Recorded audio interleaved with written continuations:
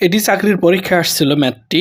936 টাকা 15 জন পুরুষ, 13 জন স্ত্রী লোক, 12 জন বালকের মধ্যে এমনভাবে ভাগ করে দিন যেন প্রত্যেক স্ত্রী লোক 3 জন বালকের সমান পায়। প্রত্যেক পুরুষ 2 জন স্ত্রী লোক ও 1 জন বালকের সমান পায়। প্রত্যেক পুরুষ কত টাকা পায় এই প্রশ্নটি। তো এই প্রশ্নটি এখানে যেভাবে সলভ করা, এটা একটু কঠিনভাবে সলভ করা। এইখানে এটা দেখুন, তো আমি এটা এইভাবে সলভ করেছি যে একজন ওম্যান 3 জন বালকের সমান টাকা পায়, তাহলে ওম্যান ইকুয়াল টু 3/1 মানে 3b। তাহলে ম্যান বলছে যে 2 জন ওম্যান প্লাস 1 জন বয়, তাহলে 2 ইন্টু ওম্যান হলো 3b, তাহলে এখানে বসাইছি, তাহলে ম্যান হলো 7b।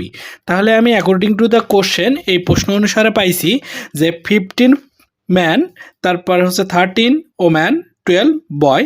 তাহলে ম্যানের জায়গায় আমি 7b বসাইছি, ওম্যানের জায়গায় 3b বসাইছি, আর 12b। তো ক্যালকুলেশন করে আসছে, তাহলে b ইকুয়াল টু 6, তাহলে man equal to 7b, 7 × 6 42 answer.